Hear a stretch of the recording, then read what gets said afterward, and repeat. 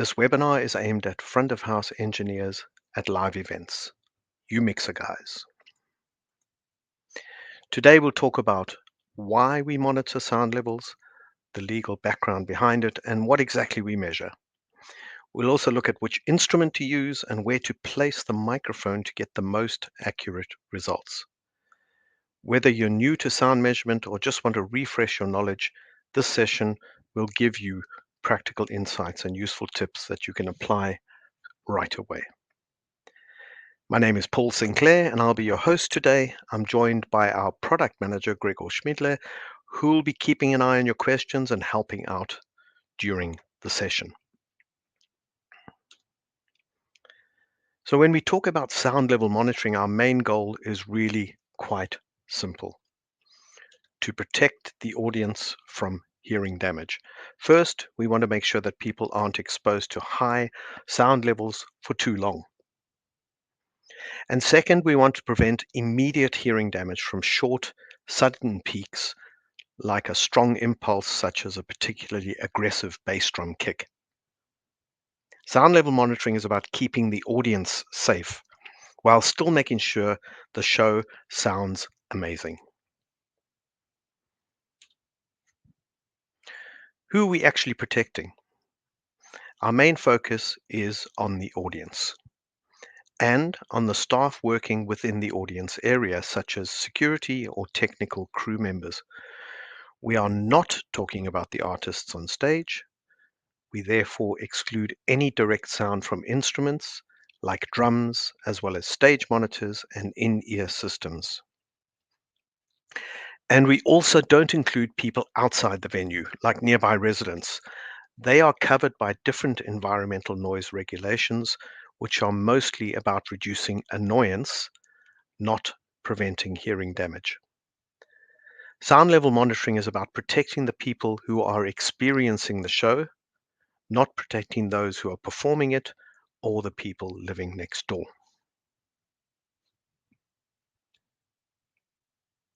The sound system itself is, of course, the main contributor to the measured sound level. There are other sources that don't count towards the regulated exposure, and these include the audience, the fireworks, or stage monitors, for example.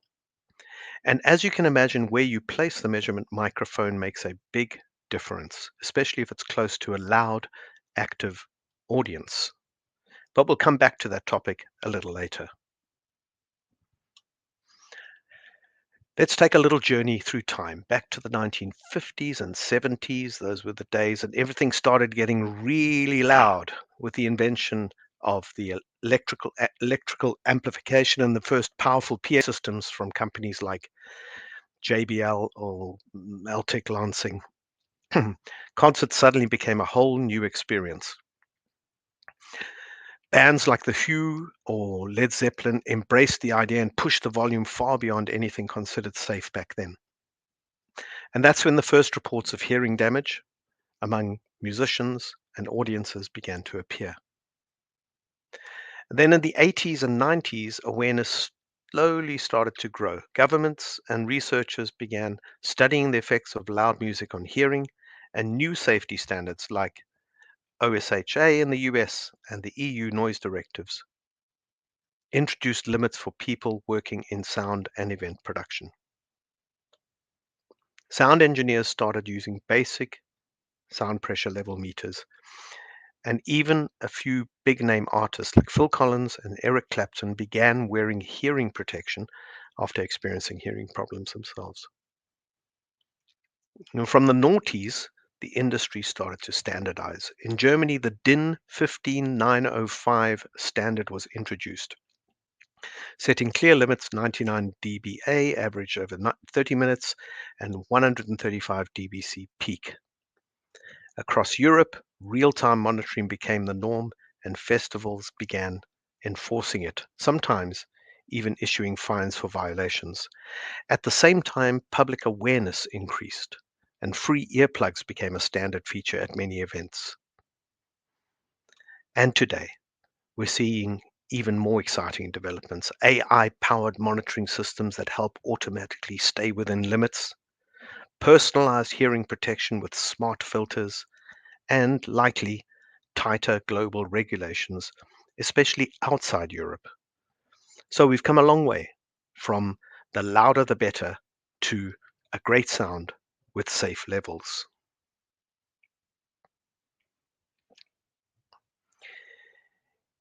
In Europe, sound level monitoring is taken very seriously. Many countries have clear legal limits. For example, the German DIN 15905 standard. France, Switzerland, and Austria have similar regulations with real-time monitoring and mandatory public warnings. Above 85 dBA, hearing protection is usually recommended or even required, and event organizers must document and report their sound levels. Outside of Europe, things are a lot more relaxed. In the USA and Canada, the rules vary by region. Australia and New Zealand follow work safety limits rather than event-specific limits. And in South America or Asia, really a mixed picture. Some countries like Japan have strict standards, while others have none at all. So in short, in Europe, it's all about measure, monitor, and document, and elsewhere, it's often more like fingers crossed, good luck.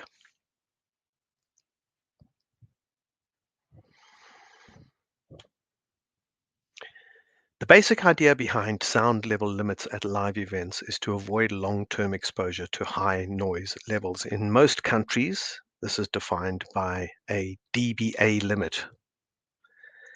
A-weighted sound levels simulate how the human ear perceives loudness. As you can see in this graph, low and very high frequencies are reduced on the A weighting, while the mid-range is emphasized, and that's where our hearing is most sensitive. Sound levels are averaged over a certain period of time, sometimes over the entire event, or shorter intervals like 15 or 30 minutes. Some systems even use gliding LAEQ values that continuously update. And depending on the type of event, concert, festival, or theater, for example, the allowed limits can vary. Here are a few examples of guidelines and recommendations for continuous sound exposure at concerts around the world. Now, where do these limits actually come from? Well, actually, there is no clear line between what's harmless and what's harmful. Most of the limits you see here are based on occupational safety standards. For example, 85 dBA for 8 hours a day, 5 days a week. If you scale that down to something like a 2-hour concert once a week, you end up roughly in the range of the current audience exposure limits. For continuous sound exposure, a value of around 100 dB is typical, as you can see from this list. Only the limits in the United Kingdom are noticeably higher at 107 decibels. They like it loud.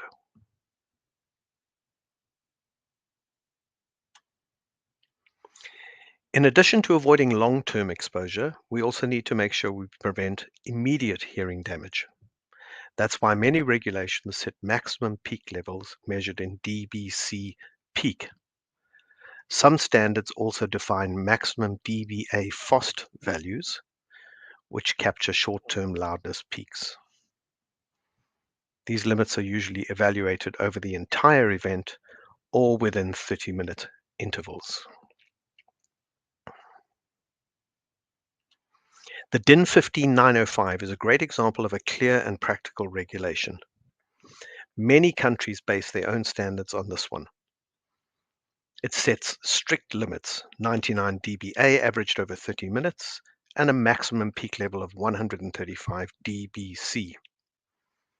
It also requires the use of a Class 2 sound level meter, along with calibration both before and after the event, making it a reliable German standard for sound level monitoring at live events. So where do we put the microphone when we're measuring? Well, placing the microphone at front of house is pretty common practice. After all, that's where the sound engineer is, so it makes sense. For smaller events, that's usually not a problem. However, at larger shows with a loud, active audience, the crowd noise, cheering, clapping, singing along, can add quite a bit to the measured levels. That means the reading no longer reflects just the sound system, but also the audience itself, which can make the results misleading.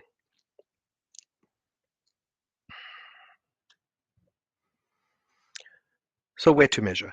According to the standards like DIN 15905, all limits apply to the loudest accessible location within the audience area.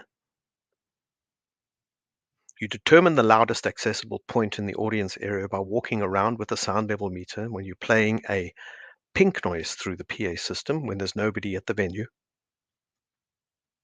and determining where it is. It could be anywhere. With a line array, it could be behind the front of house position. In practice, though, putting a microphone at that position is not really an ideal spot. It's often too close to the audience or even within their reach. The measurement microphone should be securely positioned so it's not accessible to the crowd, and it should be measuring the sound system, not the audience noise. So here's an example of a measurement point that you can see from this graph that's placed on the stage in front of the line array, and that will definitely be measuring only what's coming out of the speakers. And then we create an offset between the measurement point in this graph and the loudest accessible point so that we actually see what is happening at the loudest accessible point. Let's show you how we do that.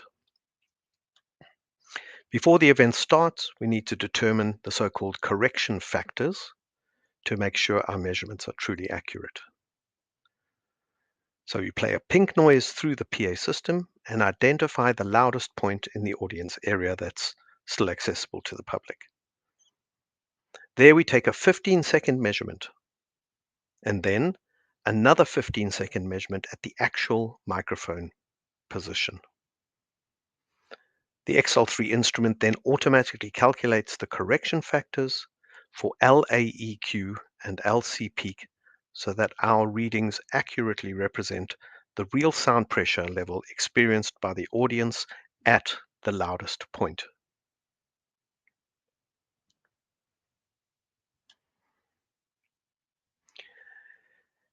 Of course, we recommend using the XL3. The sound level meter offers direct web access, which makes monitoring incredibly easy. I'll now switch from the presentation to the web interface of my XL3 so I can give you a quick demonstration of how that works.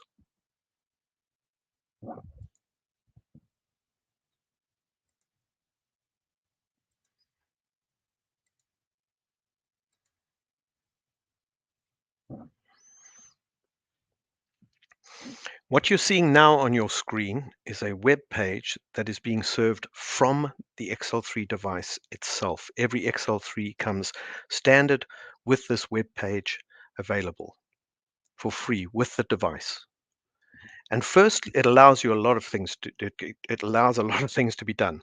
But firstly, it gives you the screen that you see on the XL3, and that can be fully controlled with a mouse click or a touch screen. While I'm here, I'm going to show you the K factor setting, which happens here in this link, and down here, correction values. And you can see it's all set up, ready to go. I did it earlier. So you place the microphone at the audience position, you click with the pink noise running, you click start, it takes 15 seconds to measure, and you take the microphone and put it at the measurement position in front of the line array, click start again, and it'll measure for 15 seconds, and then the difference here at the bottom will be calculated automatically. And that difference shows itself up as K1 here, K1, and K2. So the K1 is the LAEQ value difference, and the K2 is the LC peak difference.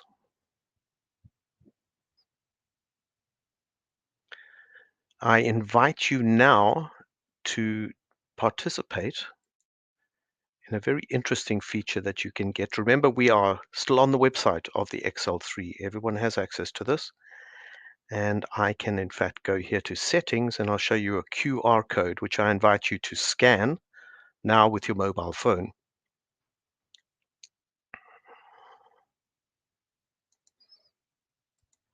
I'll make it a bit bigger for you in case you're further away.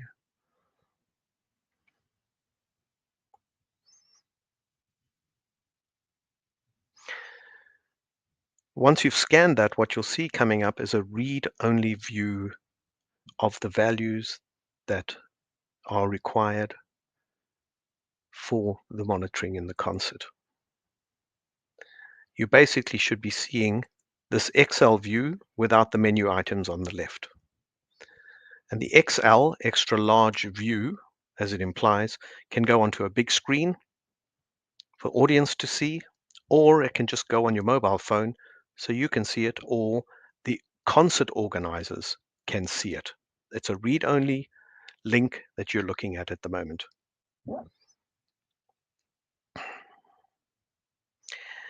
There is one more very exciting feature called the level predictor that's available through the XL3 website again.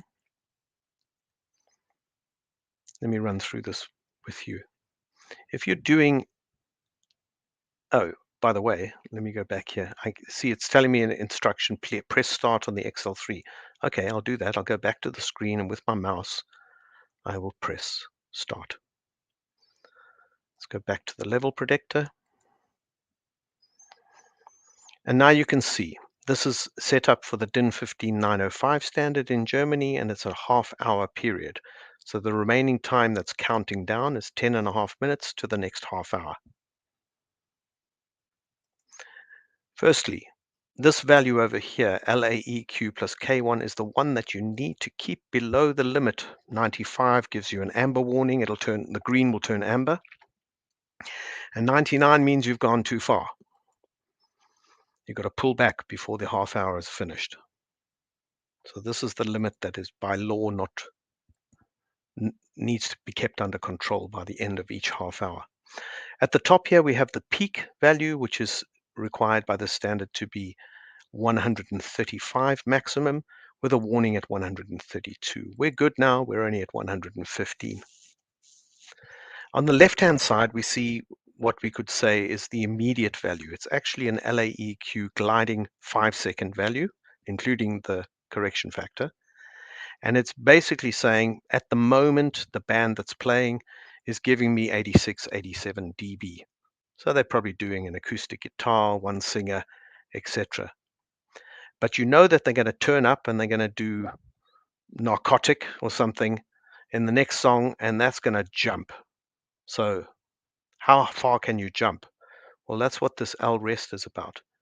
Basically, it's making a calculation that if in the next 9 minutes you stay, this value over here, LAEQ G5 second, stays under the L rest value, then by the end of the period, the LAEQ value will be below 99. This is a rather complex statement, so I'm going to do it again.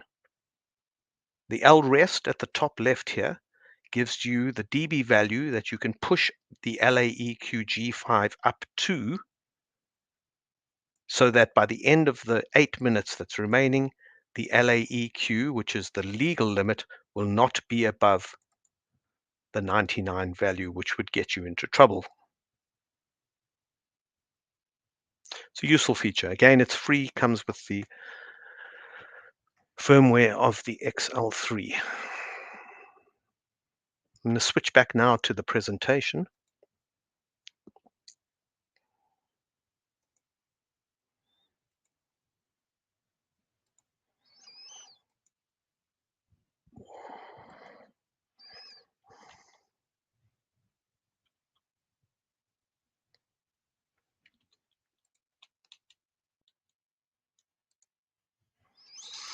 Okay, I got a bit lost. Here we go. We are back in the room. I found myself again. Moving on.